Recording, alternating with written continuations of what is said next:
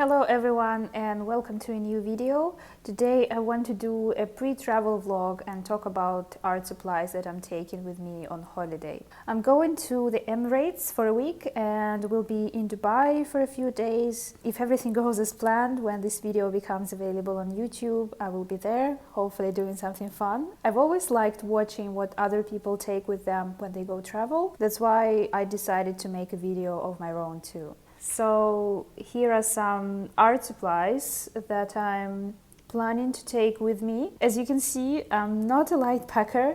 I've never been extremely interested in going minimalistic or reducing the number or the size of art supplies that I take with me. I want to make sure that I have all my usual and comfortable art supplies. I know some people would disagree with me or find it strange, but I just like it this way. I like having the supplies I'm comfortable with in my everyday life because in this way I can make sure that I do everything in order to achieve the best results. And even if something goes wrong, it's not amplified by some unfamiliar materials. I always struggle when I try to decide what to take with me. I have a lot of supplies. I use a lot of different sketchbooks, different kinds of paper, but even though I'm not a light packer, I'm still able to take only a certain number of things with me. I can't take 10 sketchbooks. It's just not sensible, as I know I'm not going to use them. So the things I'm taking with me this time, I think I'll start with paper and sketchbooks. So I'm taking this small Moleskine watercolor sketchbook. I actually showed it in my art haul video, in the London art haul video. That's the one that I showed there, so that's the one I bought in the Moleskine store. I'm not going to go into details of my experience of using this sketchbook. I have already started using it. I think I've completed maybe like 6 pages, 6 spreads. I'm taking it for some quick sketches. To be honest, I always try to take a small sketchbook with me, just for those situations when I don't have a lot of time to sketch. This is a perfect sketchbook for some very quick, 15 to 20 minute sketches. And it doesn't take a lot of space. It's not going to be a super heavy thing that I'm carrying with me for nothing. Even if I don't use it, it's still very light and it doesn't really take a lot of space. Then I'm also taking this cotton paper sketchbook. This is also a watercolor sketchbook. This sketchbook contains Arches paper. That's the best watercolor paper and it's my favorite watercolor paper. I've started this sketchbook almost a year ago and I've completed maybe just a bit less than a half of this sketchbook a year ago, and then I've just stopped. So the last sketch I did in this sketchbook was in January this year, and then I just didn't paint in this sketchbook anymore. I don't know why. I think it's because I haven't been doing that much urban sketching this year, but I really want to finish this sketchbook because it seems such a waste, because this is Arches paper and I want to complete it. I'm taking it and I'm hoping that I will be able to finish this sketchbook there. It's one of my favorite sizes, it's one of my favorite paper for urban sketching. And one more thing is this watercolor pad by Bao Hong. This is also 100% cotton paper. This is a student grade watercolor paper, but it's really good. I don't really understand why it's called student grade, because it's as good as the Arches paper or Saunders Waterford or any other professional brands, and it's cheaper than all of them, so this is one of my favorite papers too. It's not as advanced as Arches paper, so you will not be able to do all the same things that you are able to do on Arches, but for my technique, for my subject matters, it's okay. I'm taking this pad with me just in case I want to sketch something or paint something not in a sketchbook spread. It's a great size, 31 by 20 centimeters. It's a perfect in the middle size, so it's not too large and it's not too small. So yeah, these are my sketchbooks and pads. The next thing is watercolor. Basically, that's my standard set. In terms of sketchbooks, I sometimes change my sketchbooks. I always take different sketchbooks with me on different trips, depending on the purpose of this trip, depending on the place and so on. But in terms of watercolor paints and palettes, I tend to take the same thing. So I always take my main watercolor palette with me, the one that I use in my studio. As I said, I just want to feel comfortable when I'm painting, and this is the palette that I feel most comfortable with when I use it. It's broken. I've been having this palette for 6 years, I think. Broken, but that's the reason why I like it so much. For example, if I'm sketching on location and there are not a lot of space, I will just take this part of the palette and I will be able to use just this part. It's still large, but it's quite compact. I've never experienced any problems using this palette, so I've never experienced any situations where I just couldn't fit this palette somewhere outside. It has a lot of colors, it has a lot of space, it has some mixing space, and it's usually enough for what I do when I urban sketch. If I decide to do like a proper piece, a proper artwork, not in a sketchbook, it will allow me to do this too, because it has this additional palette, a large palette where I can mix a lot of colors, when I can use bigger brushes. So it's a very versatile palette. That's why I like it so much. And it's not heavy because it's plastic, it's quite light. The size is not a problem for me. I always take this palette with me and I've never experienced any problems with it. The other two palettes I'm taking with me, I'm still thinking about this one. I might not take this one with me this time because I know there will be not much ancient architecture in Dubai, in the Emirates, and this set I mainly use for painting this ancient architecture. Maybe I will not take this one with me this time. The reason why I used to take it was because it contains all the basic colors, and when I have some situations when it's not very convenient for me to use my main palette, like for example on the train, on the plane, it's still possible, but it's not the most convenient thing to do, to use this huge palette on the train table or on the plane table. So I just take this palette and I work with it, and it's very versatile as well, so you can paint anything with this palette because it contains all the basic colors. The reason why I'm thinking about not taking this palette this time is because I have this one now. This is my recent palette. Let me open it. This is a Daniel Smith palette, but it contains a lot of colors that were not included in the original set. I put together this palette so it fits my needs, fits my style, and it fits my subject matters. Now this palette contains colors that are a lot more useful for me than the ones in this palette. In this palette I have about 5 colors that I use all the time, 5 or 4 colors, and all other colors I just almost never use. And in this palette I have a lot more colors that are more useful for me because I picked them specifically to fit my painting style and my subject matters. That's why I'm debating between these two, so maybe I will take both of them, maybe I'll take just one of them. I will see when I think I will put everything in my backpack and I see how heavy it is, if I have any space, and so on. But to be honest, in general, once again, they are not very heavy, they are quite compact, they are light, so even if I take both of them, it's not going to be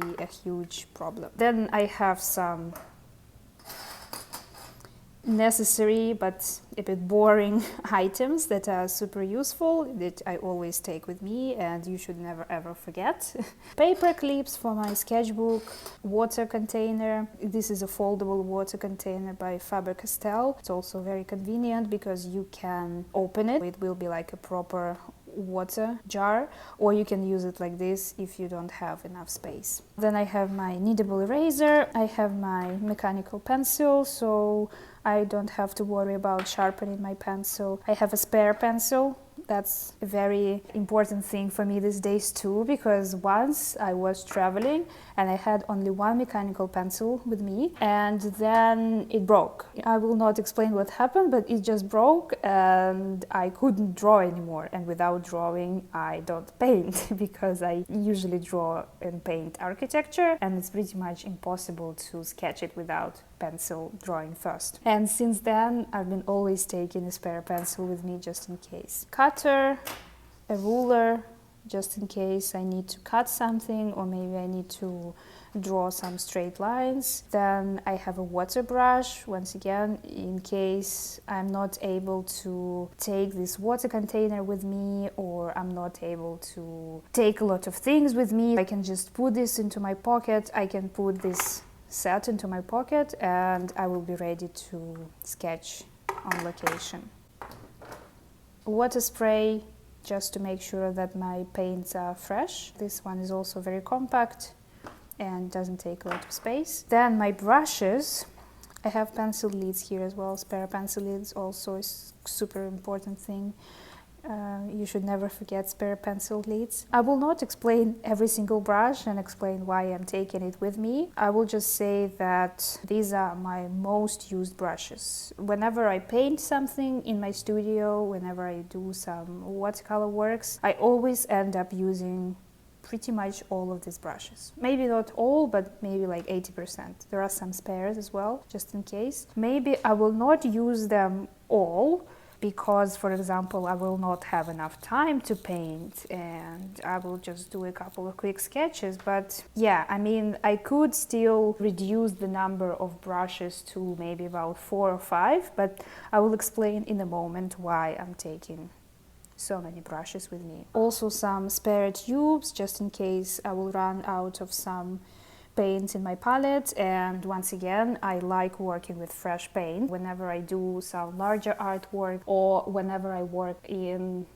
dry and wet technique, I use fresh paints squeezed out of tubes. It's also crucially important for me to have tubes with me. It's important for my technique. And the final thing that I was not actually planning to take with me initially, but a few days ago I changed my mind. It's my plein air easel. Now it's disassembled. The thing is, Dubai is a very unusual destination for me. If you know what I usually paint, those things don't exist in Dubai. There is no ancient or European architecture. I don't even know what I'm going to paint there, but I hope I will find something interesting. The only thing I'm planning to paint at the moment is skyscrapers. Recently, I've developed a certain fondness for painting skyscrapers, so I'm really hoping to add some references to my collection and to paint on location as well. Yeah, because the city is unusual for me, I thought there was no point in taking an easel with me, as I will have nothing to paint. But then I thought that I really miss painting on an easel and I have no idea when I would have the next chance of using it. Probably not earlier than May.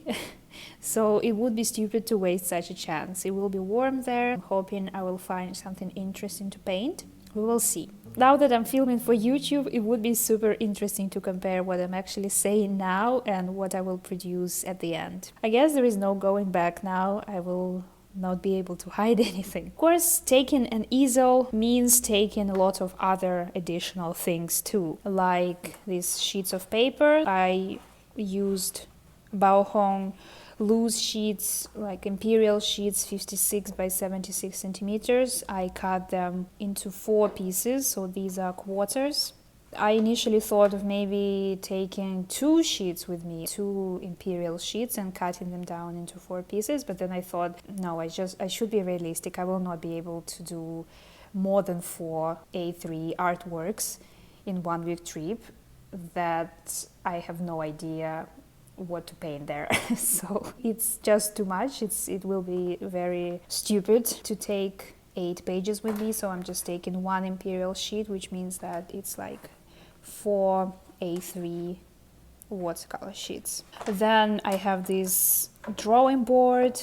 I have this shelf that you can use for your materials. You can put your watercolor paints there, your water jar, your brushes and everything. And this is a tripod. I think it was originally designed for cameras, for photography, but a lot of artists use tripods for plein air, because you can just put your drawing board on this tripod and then it will be a great thing to carry with you. It's a little bit heavy, that's why I was not sure that I should take it with me, but yeah, I'm hoping that I will have some opportunity to use this easel during this trip. Because I'm taking this easel, because I'm taking these loose sheets, and that was the reason why I'm taking so many brushes with me. That's why I'm taking these modelers, these flat brushes with me, because I have a potential opportunity to work on a larger format, which means that I would need to have some larger brushes. If I wasn't taking this with me, then I would probably just take 4 or 5 brushes with me. For a sketchbook, the minimum is 2,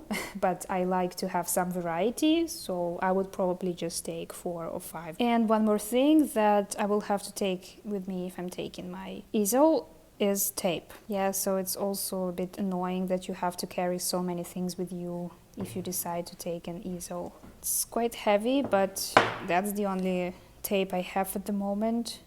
So yeah, I will have to take it with me too.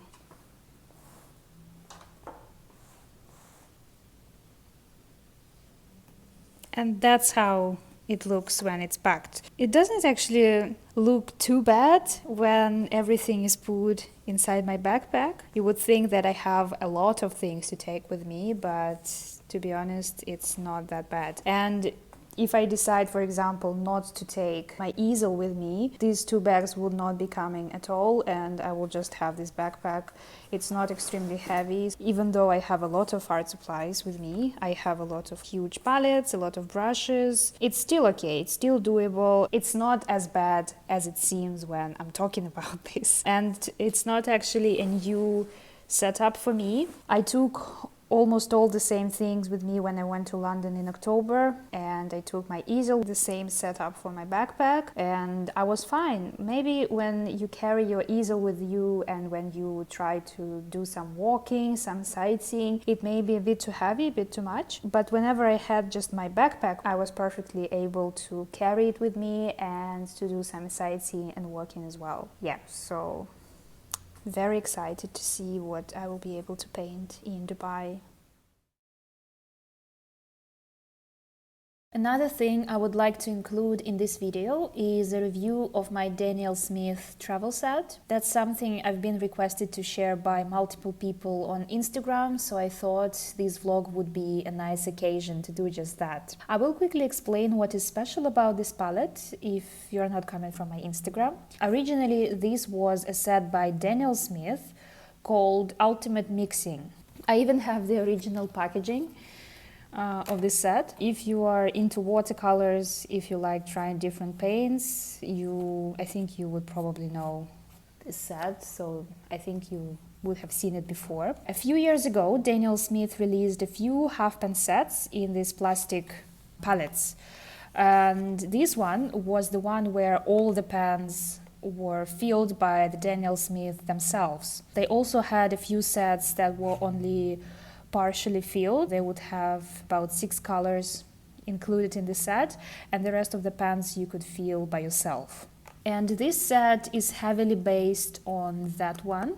However, the set was very universal and generic.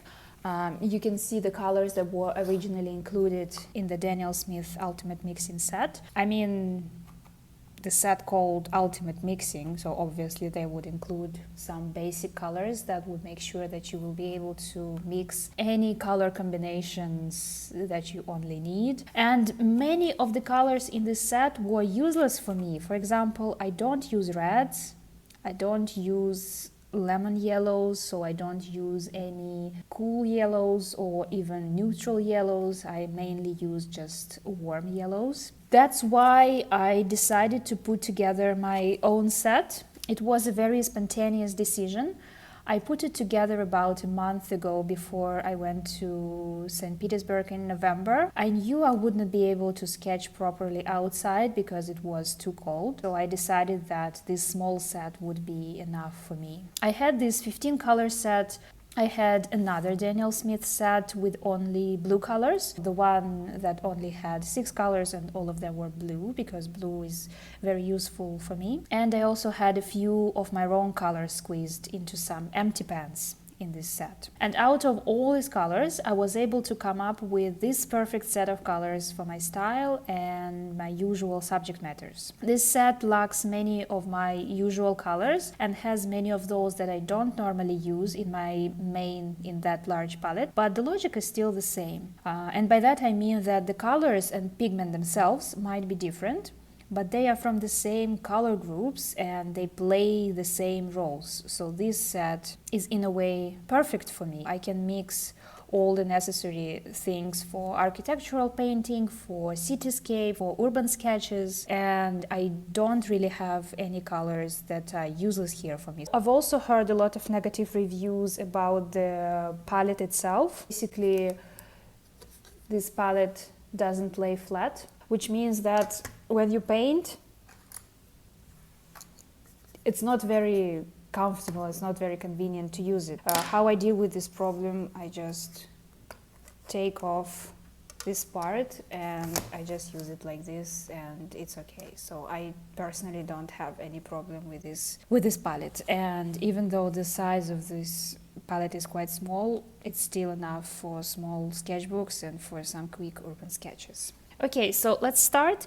I will quickly swatch all the colors and maybe give some short comments about the colors, why I've included them, and so on. But I will try to make it as short as possible so it doesn't last forever.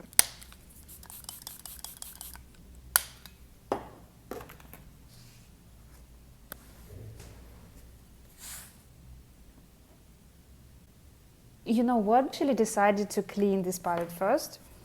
I don't like how it looks on camera. It doesn't look very presentable, so I'm going to clean it quickly.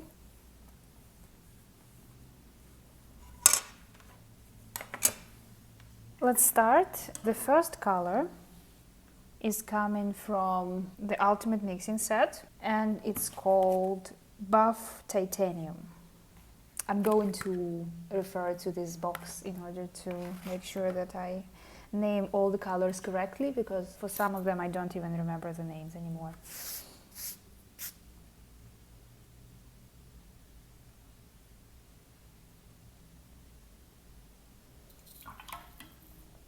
This color is very opaque. If I'm not mistaken, it contains some white pigment.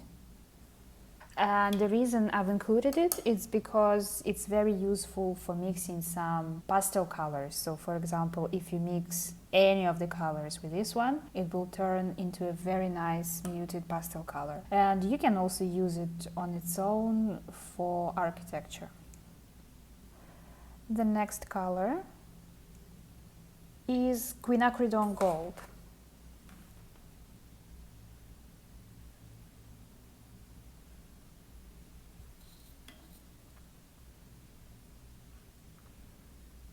This color I use as a warm yellow in this set. It's also extremely important for architecture. Also coming from the original Ultimate Mixing set. The next color is not even a Daniel Smith color. This is Pyrrole Scarlet by M. Graham. I don't know what's the reason. Most of the watercolor brands never include any orange colors into their sets. I think they think that it's a very useless color because you can mix it on your own by mixing yellow and red. But in reality, if you are painting architecture, orange is one of the most useful colors for you. That's why I can't have a set without an orange color in it. For this particular set, I picked Pyrrole Orange because in my main palette I have cadmium orange, and in my core palette, the one that I showed you, the small black palette, I have the transparent orange, and it was just logical to include the third orange into this palette. So I have more variety in different palettes. The next color, Quinacridone Rose. The only red I can ever include into any of my palettes. I don't even remember when was the last time I've used a warm red, cadmium red or pyrrole red. I just don't have any need for these colors, for this kind of colors. I still have a warm red in my main palette, but I use it so rarely that I think the paint that I have in my palette was squeezed maybe 4 years ago.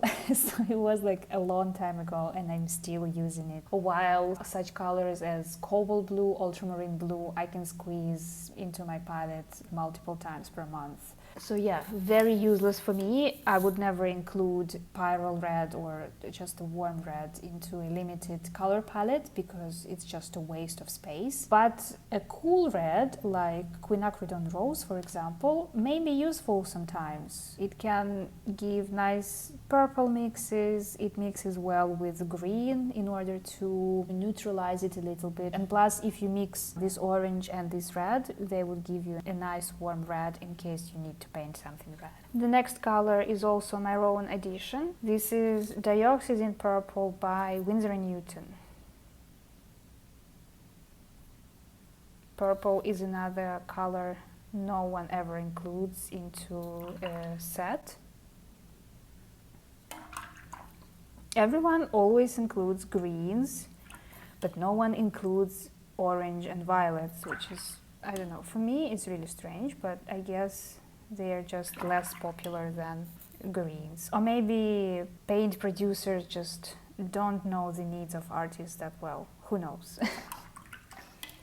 The next color is from the original Daniel Smith Ultimate Mixing Set, and this is ultramarine blue.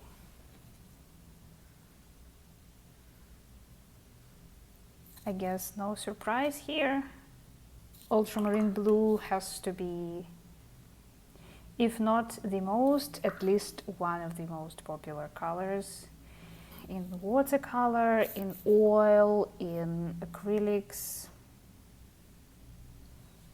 This is just the very basic color. I think I don't even have to explain why I have it. I don't know. In my opinion, you can't have a palette without ultramarine blue in it. You may have cobalt blue, it's pretty much the same color. You may have other variations, like maybe you have Indian throne blue, it's also quite similar, just a bit darker. Ultramarine blue is also the cheapest and the easiest to find. It exists in any brand. The next color is a very special one.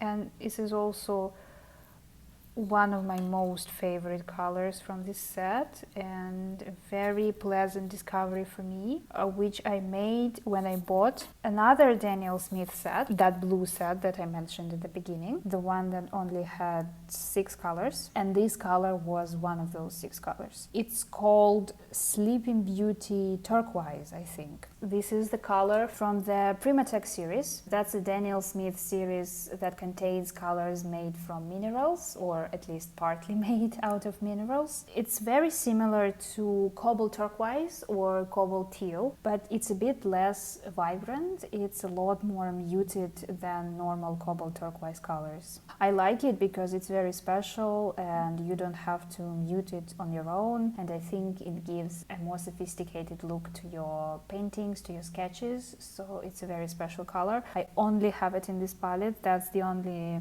pan that I own. I don't own a tube with this color, and I don't know what I'm going to do when I finish it because this color is crazy expensive. 15 milliliter tube costs about £20. I don't know, I would probably have to either start using just cobalt turquoise, or I would have to somehow make myself spend £20 on one 15 milliliter tube. The next color, another classic.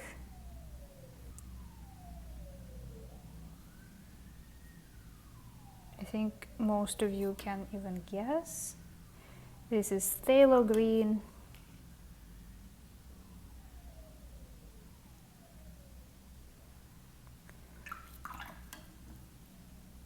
I don't use this color super often, but I think that if you have a set that consists of 12 colors or even 15 colors, like in my case, you have to have some green in it, and phthalo green is the most versatile and the most universal color. If, for example, you don't really use greens in your works, that would be the best basic color for you, because sometimes you still need to use green, but if you don't need any sophisticated green shades, you can just use this one. Plus, you can mix it with any of the colors and it will give you a wide variety of green shades.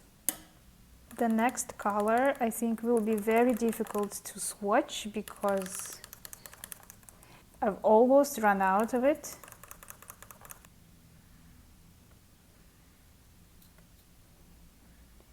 This is cerulean blue. Another favorite of mine from this set.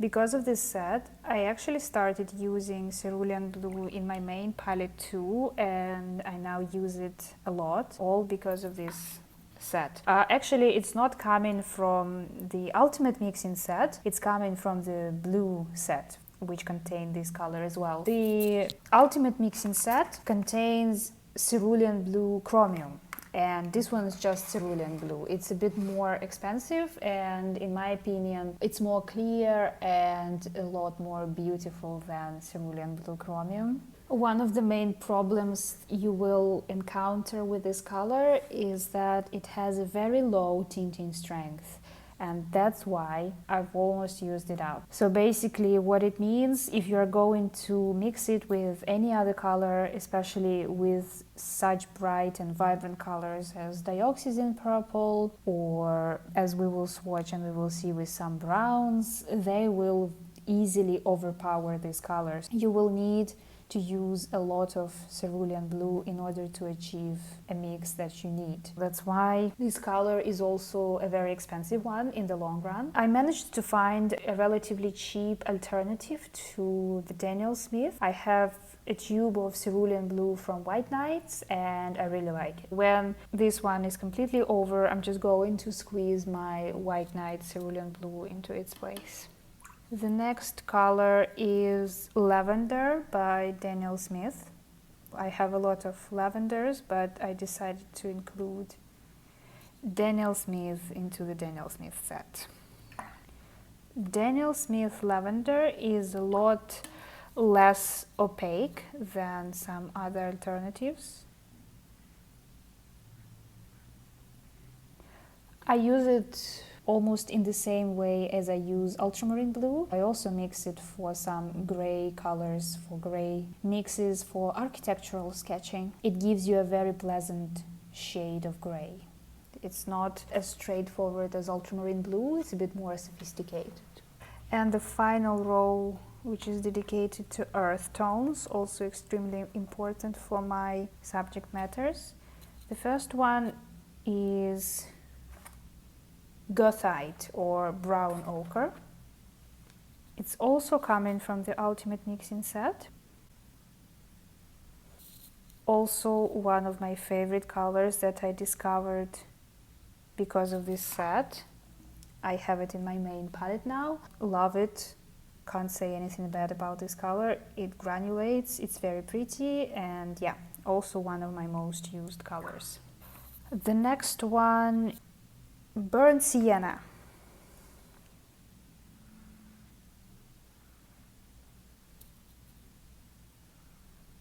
I really like Daniel Smith's Burnt Sienna.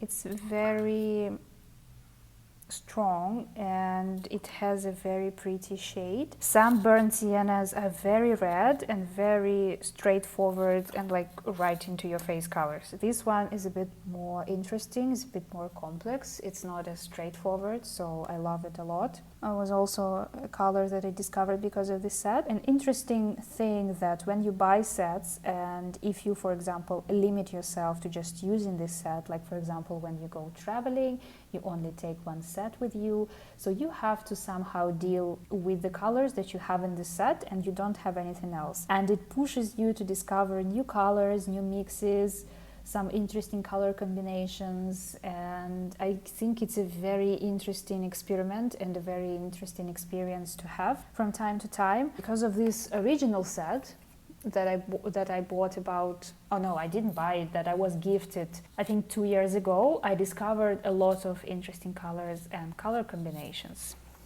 that I now absolutely love and even include into my other palettes. The next color that can seem a bit similar to burnt sienna, but I would say it's a very useful color on its own, and both of these colors can exist in one set. It's Indian red. It's a bit more opaque than burnt sienna, and it's a bit more red. Both of these colors are amazing. I use them all the time, as you can see. They are great for sketching architecture, and not only for the architecture that's built out of red bricks. So if you mix it with right colors, it can give you very interesting color combinations. So I would very much advise you to try mixing these colors with blues, especially with ultramarine blue.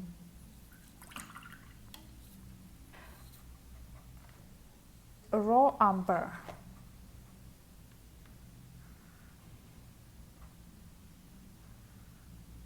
This color is a neutral brown in this set. You have yellow brown, you have 2 red browns, and you have 1 neutral brown. Before this set, I've never ever used raw umber in my main palette. I always use sepia or Van Dyke brown. I just don't like this greenish undertone to this raw umber, but to be honest, when you paint, it doesn't really make any difference whether you use sepia or whether you use raw umber. It doesn't really matter. I have it in my palette. It was in the original Ultimate Mixing set, so I'm just using this color. I usually use it to mix some grays. I use it to neutralize other colors. I use it to neutralize blues. If you use it with some dark blue, you will get a black color, like a neutral black. When we swatch the next color, I will explain how I use it, most of all. It's Sodalite Genuine. You might have heard of this color as well. This color is also coming from the blue set, from the Daniel Smith set that contains 6 blue colors. And this is one of them. I use this color as a replacement for a black or for a neutral tint, for a Payne's gray. I use it as a replacement for these colors because this color is more sophisticated, is more interesting. It granulates. Maybe I will add more just to show its granulation. This color is super interesting. It granulates, it gives you a very interesting texture. I use it basically as a black color in the same way. So if I need to create a very, very dark mix, I would use this color. And because it's blue, it looks very dark, and in the mass tone it even looks like a black color, but it's still blue. And if I want to have a neutral black or like a neutral dark color, I will mix these two and they will neutralize each other. If you mix these two, you will get a very neutral black or a gray. These are the colors that I decided to include into my own Daniel Smith travel set. When you look at my palette, I think it looks very unusual and it looks like it doesn't have a lot of mixing potential. It doesn't have a lot of basic colors. But when you look at the swatch card, you will see that this set is pretty standard. It has a yellow, it has a red, it has orange, blue, brown, green, and so on. It has all the basic colors, but they are in the configurations that are more useful for me and for my style. When I put it together last month, I was so happy and so inspired that I only wanted to paint with this set for a few days. Especially, I love this middle row. These are all my favorite colors. I love blues, I love turquoise colors, and they are so muted, so sophisticated, so special. So they are not straightforward colors like ultramarine, phthalo blue. By the way, phthalo blue is also a very useless color for me, which is strange because in general it's considered to be one of the basic colors. Anyway, I hope this video was entertaining for you. I guess it's another subjective video. These colors are useful for me, but they might be useless for you. So I guess it's not a guideline. I'm not advising you to use the same colors. I'm just sharing my colors with you, and I hope it was entertaining for you to watch me swatching, because I also love swatching videos on YouTube, and that's why I decided to include this swatching session into this pre-travel vlog. Let me know what and how many art supplies you usually take with you when you travel, or maybe you don't paint at all when you travel. I would be curious to read your replies, and that's all for today. Thank you for watching. See you in the next video, which I hope will be a travel/art vlog from Dubai.